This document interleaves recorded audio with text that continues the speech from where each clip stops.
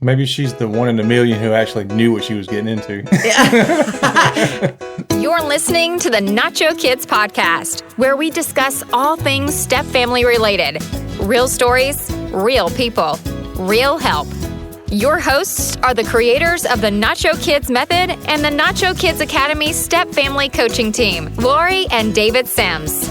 If you enjoyed today's episode, head on over to iTunes and give us a 5-star review to help others find this amazing podcast. Lori, what do you have for us today? I'm not telling you, David. Today we have Susan. Susan is very, very blessed to have to deal with 2 bio moms. Oh, nice. Mm-hmm. One of which is a high conflict bio mom. I think that Susan may actually be one of the few that knew what she was getting herself into. Now, before you say anything, David, you know that is a trigger for a lot of stepmoms to say, you knew what you were getting into, or you knew what you signed up for.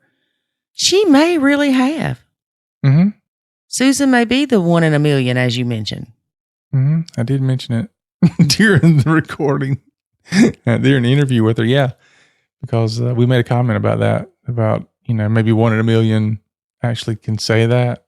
And she's one of them. So it's kind of interesting that she actually knew. But tell everybody why she knew. I was going to leave that part out. Oh, were you? Yeah, you have to listen to it. Yeah, you have to listen to find out why she knew what she was getting into. That's a great one. All right, well, cool. Well, let's get into it then. Let's do it. There is a way to save your sanity and your relationship, and it's called the Nacho Kids Academy.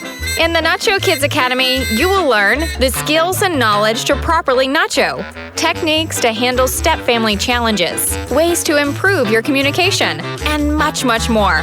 Visit NachoKidsAcademy.com and sign up today to join other step parents who are seeing the life-changing benefits of nachoing. Again, that's NachoKidsAcademy.com. Welcome, Susan, to the podcast. Hey, Susan. How are y'all? Doing well. She said y'all. I love it. I know. So we won't ask your specific location, but are you in the South? I am. There we go. Awesome. We can southern this thing up right here. All right. So tell us a little bit about your blend, your history, how long you've been together, how many kids, blah, blah, blah, blah, blah. Well, we've been married to be 2 years, July 4th this year. We dated for about a year and a half, almost 2 years before we got married. So we've been together close to 4 years now. I have just one son with my ex-husband. He is almost 20, be 20 next month. He's actually in the next room over here, coughing and sneezing and all sickly. And then I have an 18-year-old stepson and a 16-year-old stepdaughter by my husband's first wife. And then I have a 9-year-old stepson and a 7-year-old stepdaughter by his second wife. Oh, wow. Yeah. Now, see, this is interesting. I think you're the first one that we've had on the podcast that deals with more than one BM, as we call them, bio mom, not what y'all thinking. It's bio mom.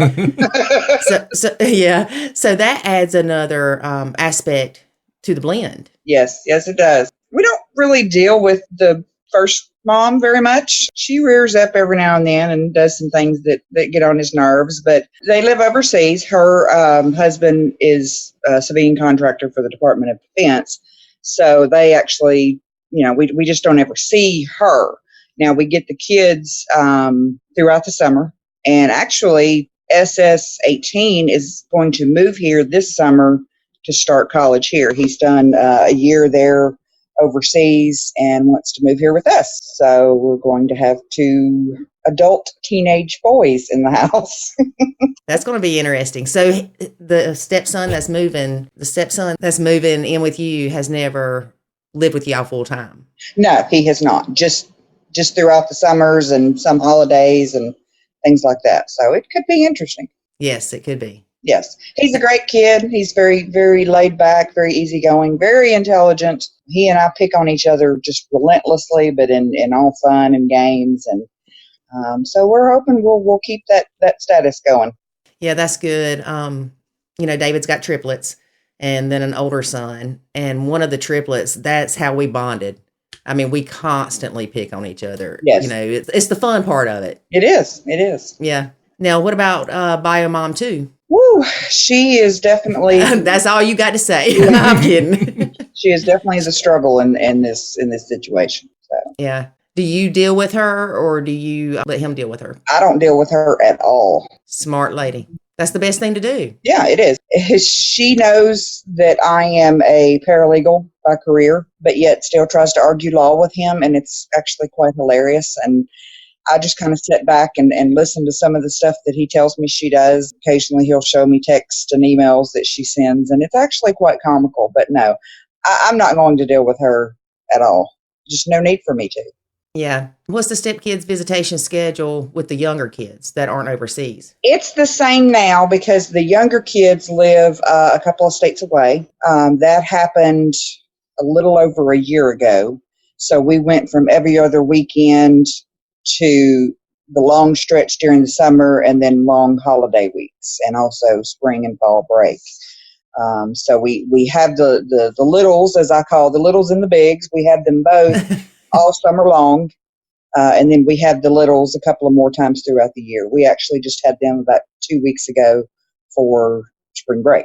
Now, how is it with not having them throughout the year normally, or even like every other weekend? So you don't have almost like a consistent schedule, but then all of a sudden during the summer, they're there all the time.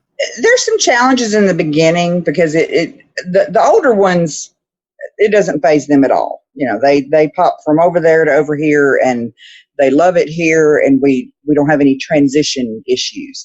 With the little ones, we do a little bit. You know, in the beginning, it's getting used to our house rules again, as opposed to the non-existent rules that they have at their mother's. DH is great. I mean, he's a fantastic dad. They respect him. They come to him for everything. So it doesn't really take that long for them to kind of settle back in. And then we go through the period just right before they're about to return home and then they don't want to go. You know, particularly SD7, she's daddy's little girl, and she starts to get a little emotional about having to leave her dad and go back to her mom, even though she really loves her mom. But yeah, just kind of a beginning part and an end part, just a little bit of transition, but they're very adaptable kids, Right. resilient. And, you know, I have to give my husband props because, like I said, he is a great dad. And these kids don't come to me for anything that they need that they don't want to come to me for, because he takes care of everything. So do you pretty much nacho them? I do. You know, they know I'm here if they need anything. And there are some things that they've kind of become accustomed to wanting to come to me about. For instance, SD7, if it has anything girly related to it, she wants to come to me, you know. But yeah, I mean, I don't really discipline them at all. You know, I'm just here for their health and their safety and, you know, their overall well-being. But all of that's on him. Those are his kids. I pretty well nacho all that and just leave it to him. You started off that way. I did. You know my story. I didn't.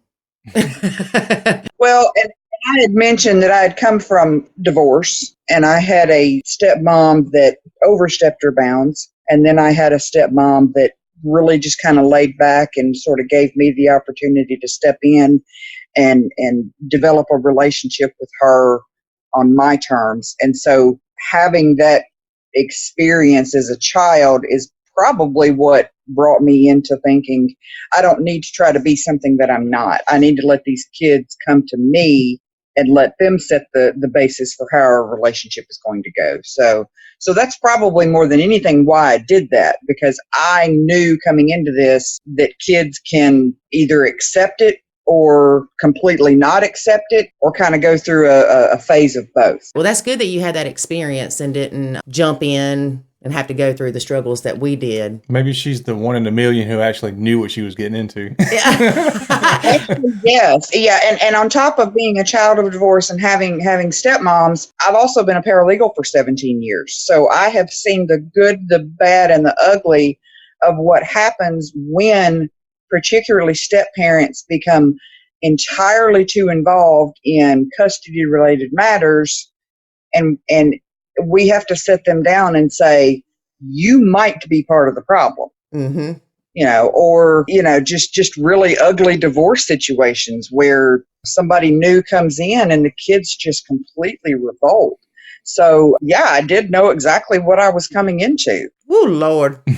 You are the first. I'm telling you, that is a trigger for most stepmoms to hear you knew what you were getting into, because we're like, no, we didn't. Yes. And knowing that I knew that, I do not use that with people. I don't, because I know that I'm kind of that, rare breed out there. So definitely. And I'm thinking that I need to send you some Nacho Kids business cards, the Academy business cards for your paralegal side.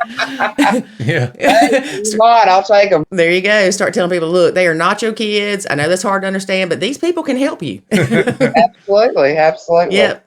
Because if not, more than likely, you're going to see these people again when they're getting divorced. Yes. Maybe you should hand them out to the courthouse and people who are doing the marriages.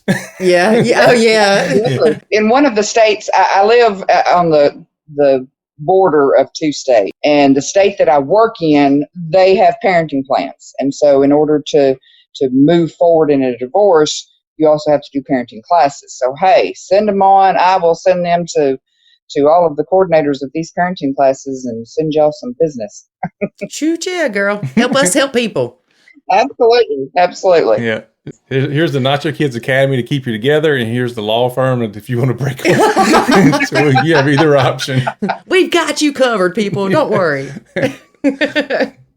That's good. I bet you do see a lot being a paralegal. Oh, yeah. Yeah. And what's crazy is I thought I had seen it all until BM2 came along, and even she surprised me with some of her shenanigans. Oh man, can you talk about any of that? Yeah, she's extremely narcissistic, and I know that word gets thrown around a lot in this type of forum where we're talking about blending families and steps and whatnot. But she is truly a classic case, and I'm no doctor, psychiatrist, psychologist, but there's a few other ology and ists things that I think apply to her. She can go from railing on my husband to what a terrible dad he is and all of this, to 30 minutes later, oh, look, here's pictures of the kids, and it's just like, wow, boy, you move quick through those multipolar stages. Multipolar. Oh, Lord. You just gave David a new phrase. Yeah. She's out there. She really is. And her need for approval and attention is very difficult to navigate through at times, because when I first came into this, my husband, he was arguing with her and he was trying to defend himself. And I was finally able to convince him that you don't need to do that with her. One, you're not going to quote unquote win, because there's no winning when you do that. Right. And two, you're not going to convince her of anything that you think or feel. Narcissists are emotional vampires. And when you take that source away from them, they have to go feed somewhere else. And so once he was able to just say, yeah, no, I'm not gonna get into this with you, and just completely gray rock her, it changed things for us. He was calmer, I was calmer. I didn't get upset necessarily because of the things she was saying and doing. I was getting upset at seeing him upset and him worked up over it. And that's one thing a lot of stepmoms, particularly in the groups and everything that we see, is even with, if it's not the bio mom making the husband angry or the significant other angry, and it upsets the stepmom because, they don't like seeing their significant other upset, then, it's the kids. I don't like seeing these kids or his kids disrespect him and da-da-da-da-da.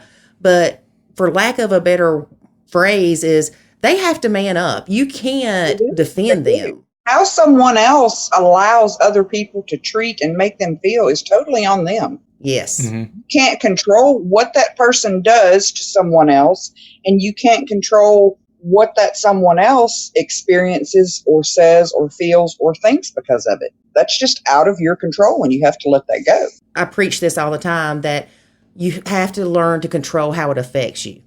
Right. You can be supportive to your husband or significant other, can understand where he's coming from or try to understand where he's coming from. But at the end of the day, you have no control over that. Your control is only on how you let it affect you. Exactly. Yeah. Now, when you're dealing with, we'll call them narcissist people, oftentimes you find that when you argue with them about something, they will take whatever the argument is and make sure they either do it more or they do the opposite of it. So by fussing and fighting with them, you're actually making the problem worse.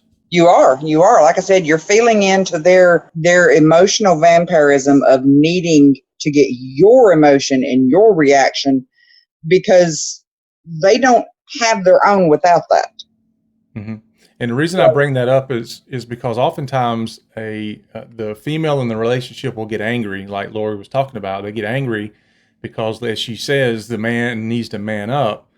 But you have to also make sure you understand that if you're fighting with that person who has that type of personality, you understand that fighting with them and quote unquote standing up against them means that they're going to continue doing the thing that you're fussing about, or they're going to be even worse at it. So oftentimes it's best to not do anything. And then to nacho them people. Yeah, it's right. Exactly. You nacho them. And then because they don't have anything, like you said, they're vampires, because they don't have anything to feed off of, then they just go away. And the problem goes away because they're not getting you to get upset. So it's just not working. Right. Yeah. Now, I'm not labeling anybody when I talk about this, but I had issues with my son's dad to where, he would send me emails and, just even seeing his name come up just made me mad or sick feeling, and David and I have talked about this before. We would spend hours trying to figure out the best way to reply to the crap that the exes sent us. Right. And it was ridiculous. And I have to say, David really helped me with my issues with that, because I would light back. I'd be just firing back. And it didn't do any good, because then he would reply and do something to make me mad again. Right. Right. I would always talk to David before I replied and kind of get his input. And he really helped me with that. With his ex, it was kind of the same thing. He learned to do that too, to just reply with okay, or don't reply at all. There's so much that you just don't need to reply to. They're just trying to bait you. And even after you begin to successfully gray rock a narcissist, and the constant barrage of trying to get you involved seems to slack off, they will still continue to periodically try to pull you back in. Oh, well, I was able to feed off this person before. Let me see if that source is still there.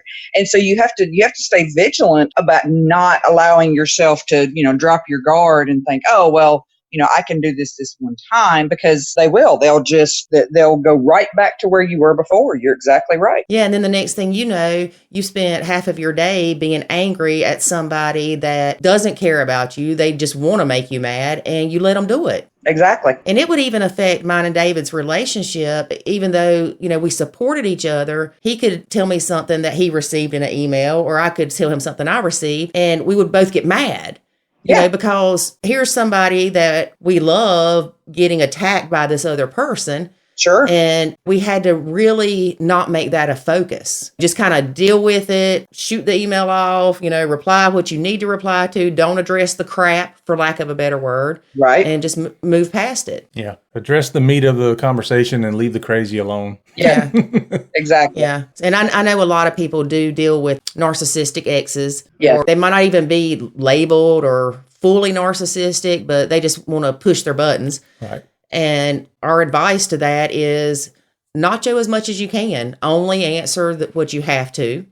Yeah. Well, it takes two people to argue or communicate or whatever you want to call it. And so if you just don't participate in that communication, then it dies. There's no other way for it to happen. And that is one of the main reasons why I completely nacho bio mom too. Because I saw early on her propensity to want to argue and to want to be the dominant in the personality between us. And no, I don't.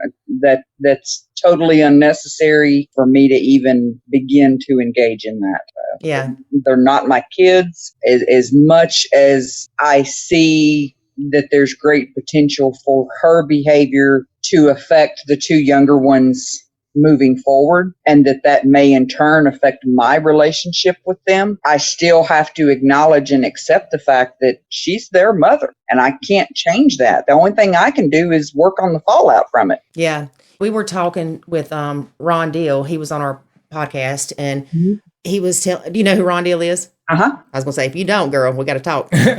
But he said that even if the bio mom is deceased, you still have to respect that you are not their parent. Absolutely. And they are not your kids. Absolutely. You're exactly right. I know a lot of people struggle with that because they think, well, it's different because the bio mom is not in the picture. Well, yeah, it is different because you're there more, or they're with you more, and you have more of an influence, but that doesn't automatically give you that parental right.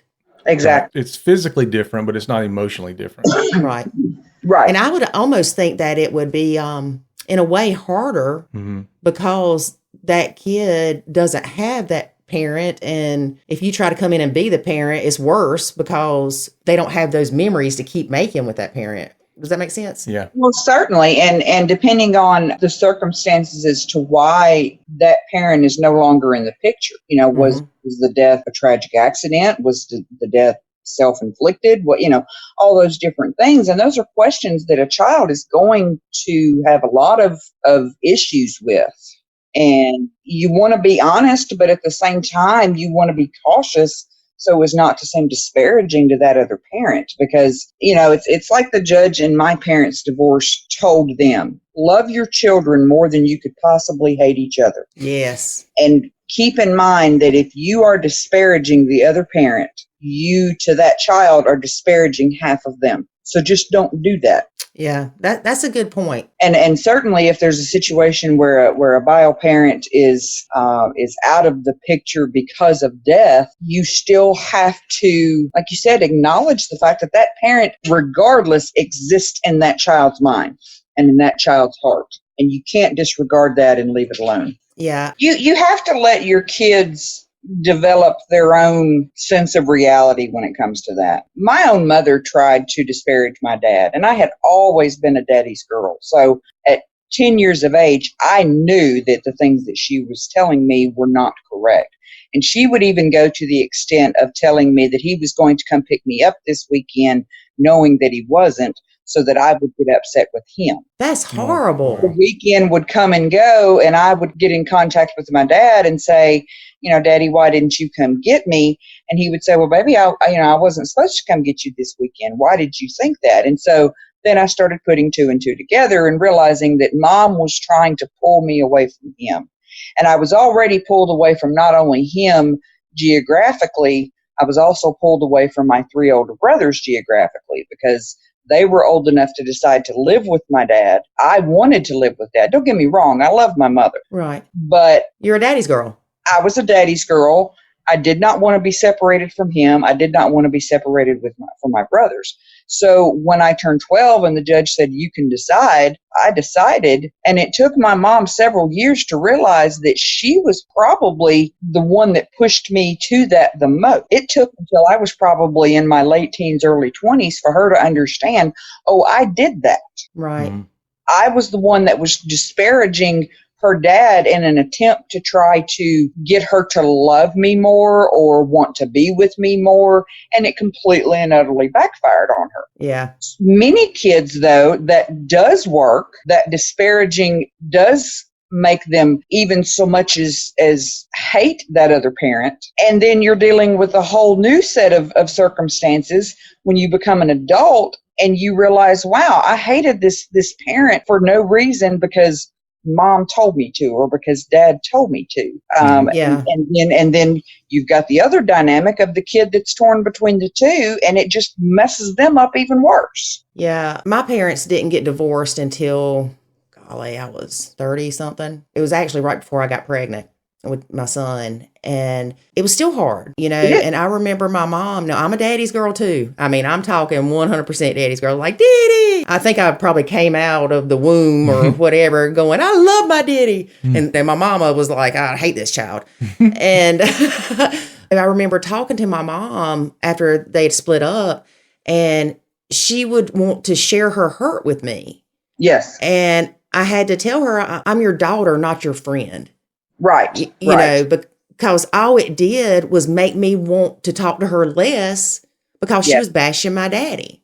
Yes. And I've always heard this, and I've actually seen it come to light in dealing with divorce as long as I have. Divorce is oftentimes much harder on older children than it is on younger children. Younger children tend to adapt better into the situations that they're going forward. When you, for instance, it was much more difficult on my teenage brothers than it was for me at 10. Okay. It was much harder on my son when his dad and I divorced and he even conveyed to me, he said, Mom, he said, for the last 14 years, this is all I've known.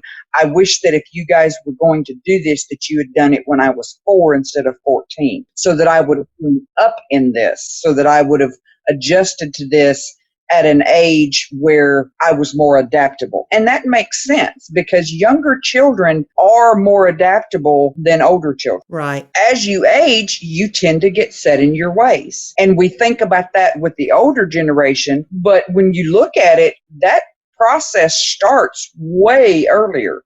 It starts as they get into their teenage years and they start to realize what they like and what they don't like and who they are and who they want to be and what they want to do. And so they get set in their ways, and they also get set in the situation that you've placed them in. So it's much more difficult. And then you run into a situation like you were talking about with your mom is we tell we have to tell our parents something that we tell every other parent, be their parent, not their friend. And you had to turn around and tell your mom, be my parent, not my friend. Right. No, my son, he never knew his dad and I together. I think it's easier for him not having parents that are together than it is like David's kids.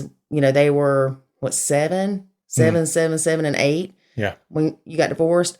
So it definitely was hard on them. Absolutely. Yeah. And, you know, my son, he's funny. I asked him one day because we always hear that kids always want their parents back together. And, you know, my son's comment was, no, y'all don't get along. And I like having 2 birthdays and 2 Christmases. Exactly. Well, and even with my 2 older stepkids, they've already been through this stepmom process with bio mom too. So I think that probably helps our dynamic with one another is they've seen the bad. You know, so they adapted at a very young age. They were, 7, 8, 7, 9, somewhere right in there, when my husband married, bio mom too. So again, that adaptability affected them at a much earlier age. So by the time I come along in their late teens, they're like, yeah, well, we're old hat at this, and it didn't bother them that much. Now I'm curious because I didn't even think about that part of it, that you're the second stepmom to these kids. Yeah, to the older two, yes. Yeah, I don't know why my brain just didn't think that until you said it, but was bio mom too?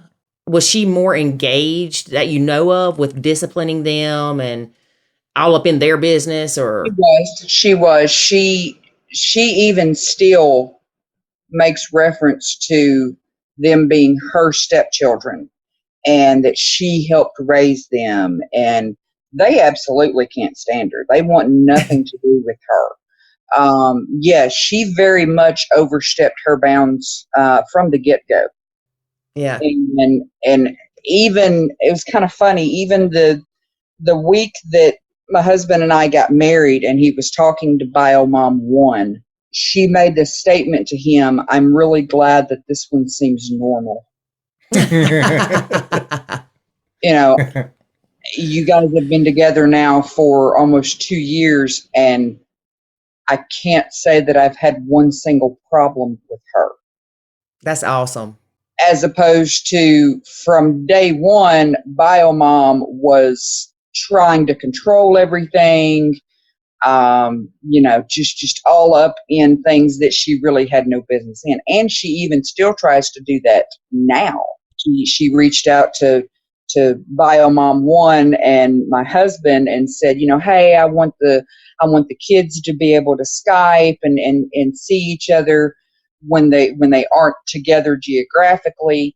Do you think that would be okay? And my husband asked my opinion. I said, well, it has nothing to do with the kids. She's wanting that connection and communication with your two older kids. You do what you want, but that's just my opinion on it. And both Biomom One and my husband agreed to it. And lo and behold, that's exactly what she wanted to do. She wanted to try to keep that relationship going. It didn't last long. They just kind of shut it down like, yeah, no, we don't want, because, we have a problem now and have had for some time with, even though the parenting plan states that Biomom 2 is not to be involved in the conversations when my husband is talking with his children, she's front and center. She's right in the middle of it. Mm-hmm. In the past, he has said, I would really appreciate you not doing that. And that honestly caused more problems. He just kind of ignores the fact that she's there now, because saying something to her just gets her riled up and, then causes problems with other things where there were no problems before. So when she started doing that with the older kids and being front and center, I said, guys, the best thing you can do is just not to be available for those phone calls. Yes, I know you want to talk to your younger brother and sister, but you have to know her motives are not what they seem. Right. We're completely used to that. So, they took it for what it was worth and began to limit the conversation, because otherwise she would just kind of push the little kids to the side and, barrage the older kids with questions, how's school, how's this, and they begin to realize this has nothing to do with her wanting us to communicate with our kids. It's her wanting to communicate with us. Now, how long was she their stepmom? 7 years. See, that's a long time, Mm-hmm. And I think that if for some reason David and I split up now, I would still want to talk to the kids. I don't know, maybe not. If you have a good relationship with them, and particularly if they're adults or are nearing adulthood, you're probably going to have that anyway. When my dad and my second stepmother split up, I did continue to communicate with her for a very long time. And that was my choice because I had become very close to her. I am forced to communicate with my first stepmom because I have a sister by her. I really don't like to communicate with her. Mm-hmm. They were married the first time for 2 years. They actually remarried again and were remarried the second time for about 4 years. And I never wanted to communicate with her either time beyond, okay, wow, you're leaving, great. Hit you where the good Lord split you and move on. So the older kids, I think, would want to communicate with me if something happened to their dad. They've come right out and said that. I think probably even my son would communicate with my husband. They have a very good relationship. They get along great. They thoroughly enjoy picking on me together. So I think with older kids that's easier to do. With younger, not so much. If she had a good relationship with these two older steps, even back then, yeah, I could understand maybe all three of them wanting to communicate. Right. But she didn't have a good relationship with them. She was very domineering. She treated them, in their own words, like we were her personal slaves. She would rather lay up in bed all day and let us take care of the little kids. We were built-in babysitters. everything we did wrong, and we didn't do enough. And, they just had all kinds of problems with her. So they don't want to continue that relationship. Right. If they had a good relationship with her, then yeah, they probably would. Yeah, I know. I was thinking about it after I said it. You figure the kids were what? I'm guessing ages like 7 or so, 7 to 14 when they were together. Something like that, yes. Yeah, and at that age, no, I think it's up to the kids. It is. It would just be awkward otherwise. You're right. The times that I have had to deal with my first stepmother, my sister's mother, even to this day, it's just like, ooh, I don't want to deal with her, Mm-hmm. She's just not somebody that I would choose as a friend outside of the dynamics that brought us together. She's my sister's mother. I don't disparage her because of that relationship with my sister. My sister knows that none of her siblings on our dad's side really cared for her as a stepmother. She knows that. She's told us that. So she doesn't try to force that situation, Yeah. We just like, yeah, okay, there you go. Nice to see you. Bye now. Yeah. Yeah. So you've got really an interesting blend because, like I said, you've got the 2 bio moms. Right. Then you being a stepchild to 2 stepmoms. Actually 3. I did have a third stepmom. Yeah. So I had a great relationship with her. Okay.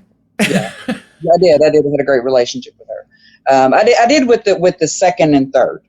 Man, she got more steps than a 2-story house. Yeah, and then if we get into like my whole family, my 3 older brothers, they're all stepdads. There's step blending all over my family. Wow. Yeah, it's pretty crazy. So. Yeah. Now, so you have the stepsister. Is it just one stepsister from these however many stepmoms? I have one half sister. Yes. Yeah. Okay. And we don't even do the half and all that. She's just our sister. As you know, my mom just died back in February, and she loved my sister, and my sister loved her, and they used to call one another reverse stepmom, and reverse stepdaughter because they came after the divorce of my mom and dad. She came after that, and so they had a really cute relationship, and. People would say, "Oh, is that your other daughter?" She's like, "Well, not biologically, but yeah, kind of." Yeah, I think if she would have said, "That's my reverse stepdaughter," they'd been like, "What?" Yeah. So it's kind of funny, but you've personally experienced a lot, and being a paralegal, you see a lot. So you're like just this mountain of knowledge. I don't know about that. I don't know that I'm a mountain of knowledge. I definitely am a mountain of wisdom-based experience. So. Yeah, well, I'm so glad that you decided to be a guest. Well, thank you. Well, David, you want to do our lightning round? Yep.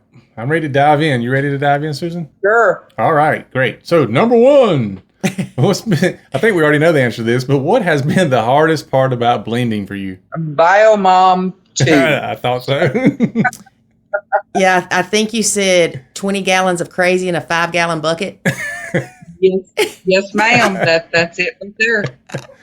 Wow, that's funny. I love your phrases, or what do you call them? And I am not one to go on mop duty either. So that I love it. All right, what's number 2? So, what's been the best advice that you've ever received about blending?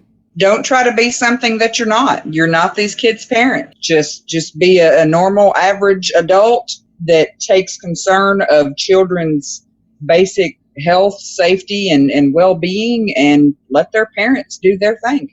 That is great advice. Yep. All right, so the next question. Wait a minute. It says, who told you that? It says, well, that was the best advice you ever received. Uh-huh.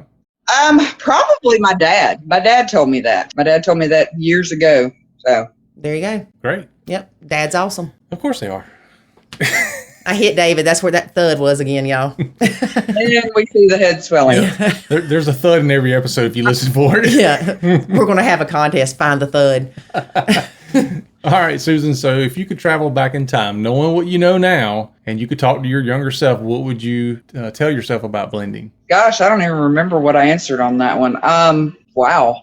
I don't even know that I remember enough to tell you. We can tell you. Go ahead. Yeah, go ahead. Tell me.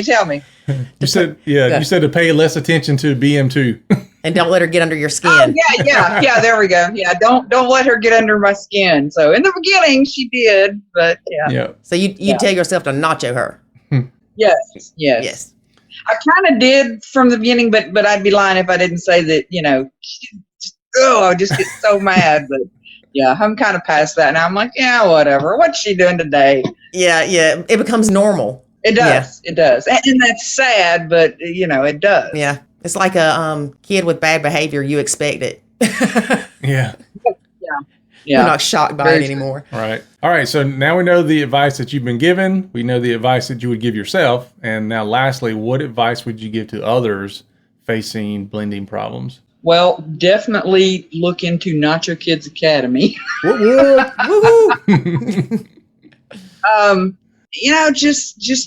Just be yourself. Don't try to force relationships with people, particularly children. Again, don't try to be something that you're not.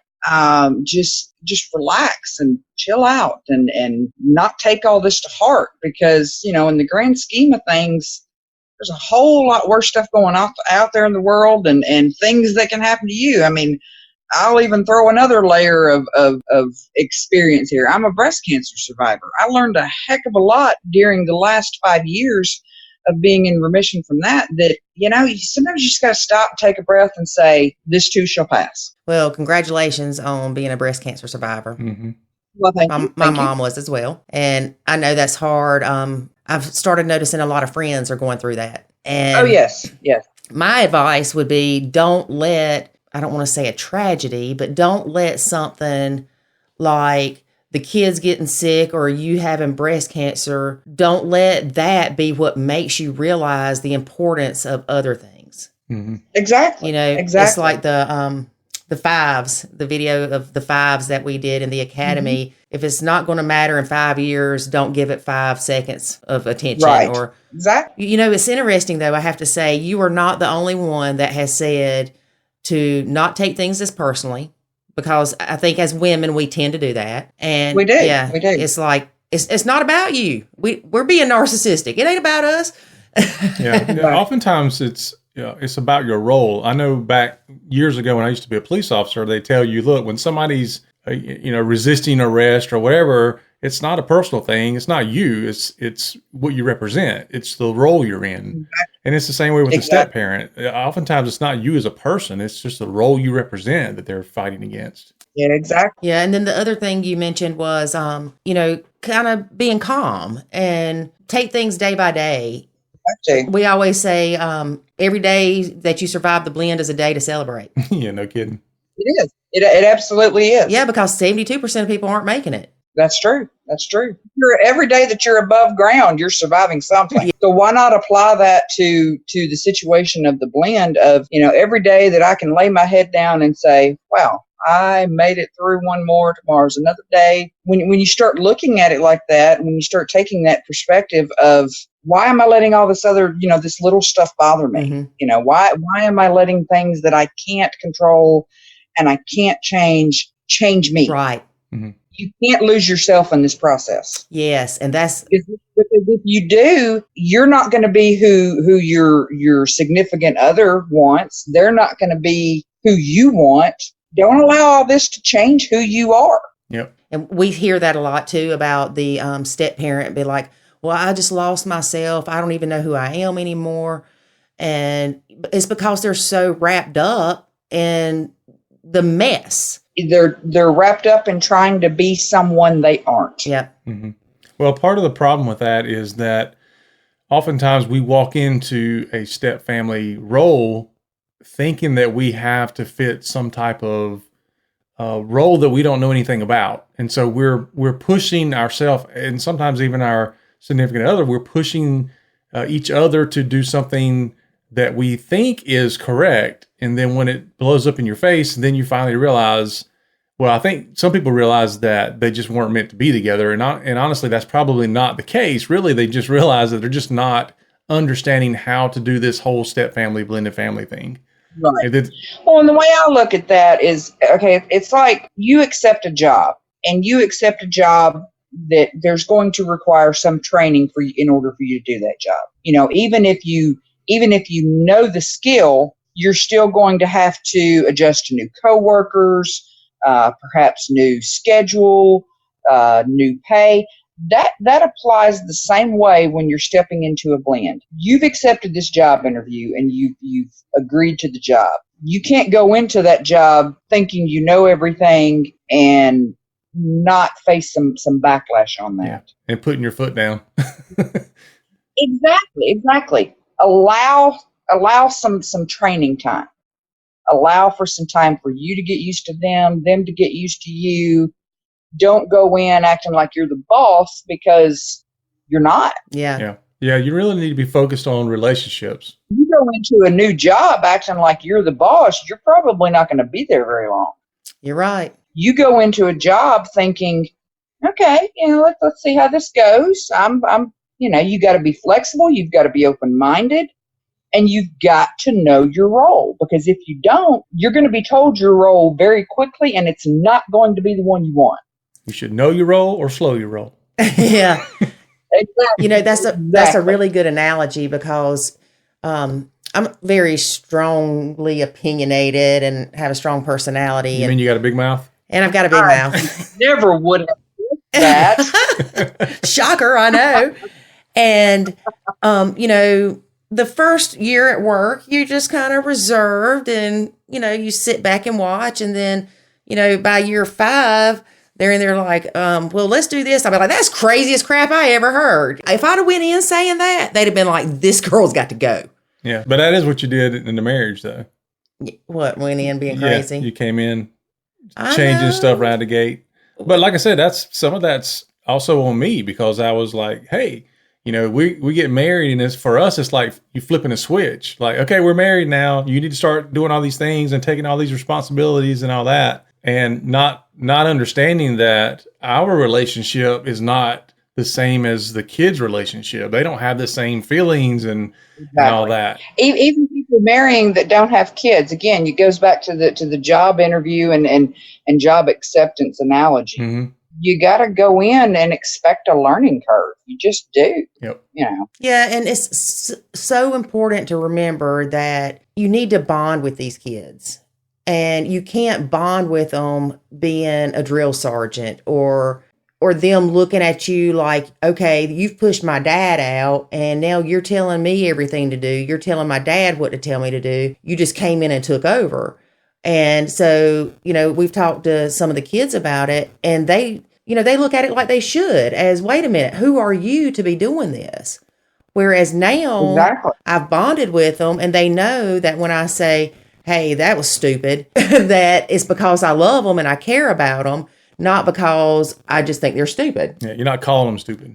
Yeah. Which is what her son does to me sometimes. I'll say something like, that was stupid. And he'll say, he called me stupid. Yeah. I'm like, I did not say you were stupid. Say, what you did was stupid. Well, he's sensitive. Yeah. We'll get rid of that sensitivity. Yeah, you've been trying to do that for a long time now. Well, Susan, it has been absolutely wonderful having you as a guest on our podcast. Yep. Thank you. Thank you very much. And we appreciate all the knowledge that you have shared. And I'm sure that there will be a lot of people that get a lot of benefit. That's the word I was looking for from listening to this. I hope so. If I can help anybody, I'm more than happy to. Yep, that's awesome. Well, Thank you again, and we'll talk soon. All right. Bye-bye. All right, bye. I really enjoyed talking with Susan. Yeah, it was pretty interesting, her story and how she knew what she was getting into and how she looks at things differently, and of course how she's the one in a million. I'm sure a lot of moms or stepmoms out there are going, wish that was me. Yeah. I still don't know that we ever really know what we're getting into. I mean, unless you're psychic and have a really good crystal ball. That's true. But I think she was certainly more prepared than we were. Definitely more prepared than most. And the fact that she's a paralegal definitely helps, because she sees so many types of situations with blended families in her career field. Yeah. Yep. She knows how to handle it when things go sideways. Yeah. She can threaten lawsuits. Yeah. I'll beat you up with the bailiff. And did you catch that she had 3 stepmoms herself? I know. I wonder how many of those she run off. David, you're crazy. I hope you enjoyed our interview with Susan as much as we did and took some tidbits of knowledge with you. And we would like to bring up the fact that she is a breast cancer survivor. Mm-hmm. Susan is awesome. Susan said that it helped her to put things into perspective. Yeah. Yeah, it's amazing when things happen like that, how it does change. Because we had a similar incident, not going to talk about it right now, but we had a similar incident that happened in our family that really kind of changed a lot of the way we saw things and treated each other. Not just you and I, but the extended family. Unfortunately, it takes a tragedy sometimes to bring people together or to put things in perspective. Mm-hmm. It does. Well, we think Susan is awesome and continues to be her mountain of knowledge to help other stepmoms. Yep, absolutely. Well, that's our show for today, folks. If you like the show, please head on over to iTunes and give us a review. It helps other people to find the podcast. And that is the only thing we're charging you for listening. It's just a review. So head on over to iTunes and do that. We greatly appreciate it. Until next time, have a good one. Bye. Thanks for listening to this episode of the Nacho Kids Podcast. Find us online at nachokids.com. Until next time, remember, life is good when you nacho.